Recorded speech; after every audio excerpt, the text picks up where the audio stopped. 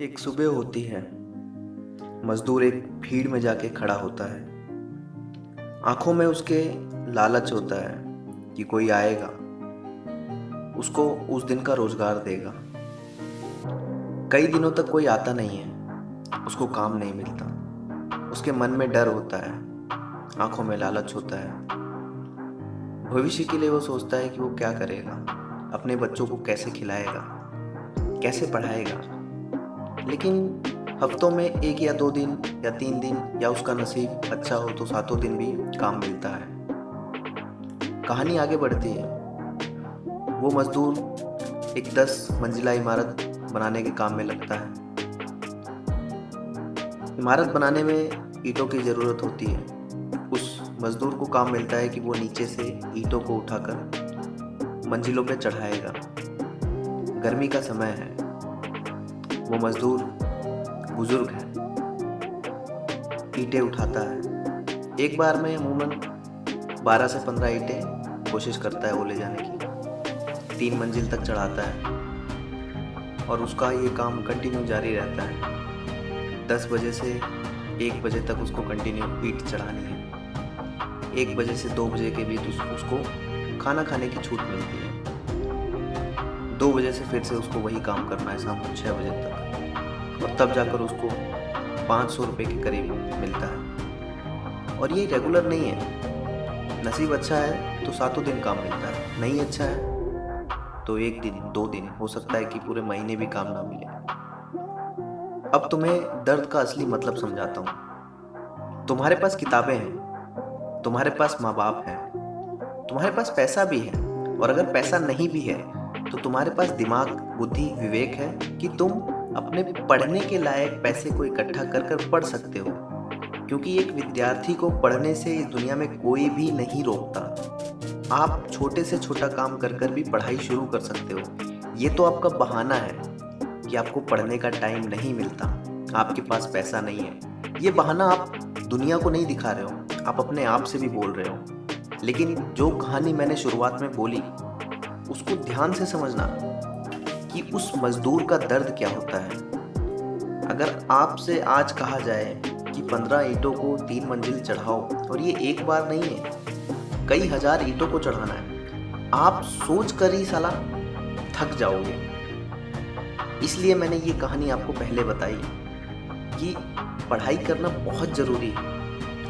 आप वो दर्द सहोगे या आने वाले टाइम में उससे भी ज़्यादा वाला दर्द सहोगे, ये आपके ऊपर निर्भर करता है। अगर आज आप ये कहते हो अपने माँ बाप से कि पिताजी, माताजी, आपने मुझे अच्छी किताबें नहीं दी, आपने मुझे पैसे नहीं दिए ताकि मैं अच्छे कोचिंग में जा पाऊँ, तो यह आपकी गलती है। क्योंकि पढ़ने के लिए ना तो आपके पिताजी, ना आपके माताजी, ना ये समाज और ना ये भगवान कोई भी जिम्मेदार नहीं है।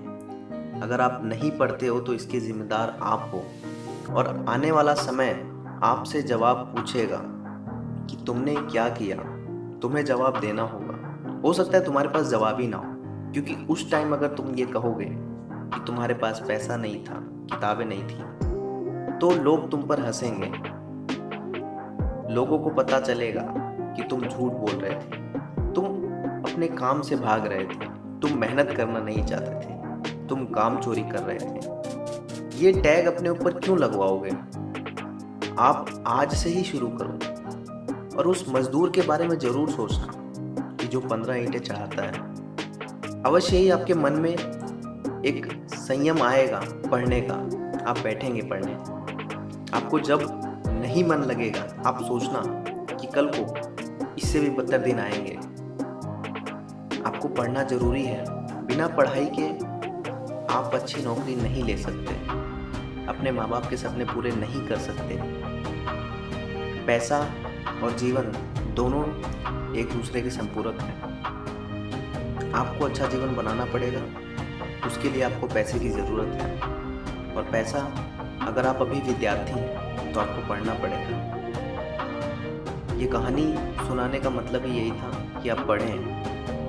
जब भी आपका मन पढ़ाई में नहीं लगेगा, आप उस मजदूर के बारे में सोचना कि क्या हालत होती होगी जब 1 हफ्ते तक काम नहीं मिलता, लेकिन 1 हफ्ते के बाद सडनली ऐसा काम मिलता है जो कि बहुत ही कठिन होता है। आप ये सोचो, जब वो मज़दूर शाम 6 बजे काम कर कर अपने घर जाता होगा, उसके शरीर में कितना दर्द होता होगा, लेकिन वो कभी अपने बच्चों को जाहिर नहीं करता होगा, बल्कि उसके बच्चे तो कभी सोचते भी नहीं होंगे कि मेरे पिताजी इतने दर्द में जी रहे हैं। उन बच्चों को केवल वो दिखता होगा कि पिताजी पैसा देंगे तो मैं अच्छा फ़ोन खरीदूंगा, पिताजी पैसा देंगे तो मैं अच्छी गाइड खरीदूंगा, अच्छी किताबें खरीदूंगा। लेकिन पिताजी पैसा दे रहे हैं मुझे कुछ बनाने के लिए, ये वो बच्चा नहीं सोच पाता। तो आप उस कैटेगरी में नहीं रहेंगे। आज से आप अपने आप से वादा करेंगे कि आप पढ़ेंगे, पढ़ेंगे और पढ़ेंगे। जय हिंद, वंदे मातरम।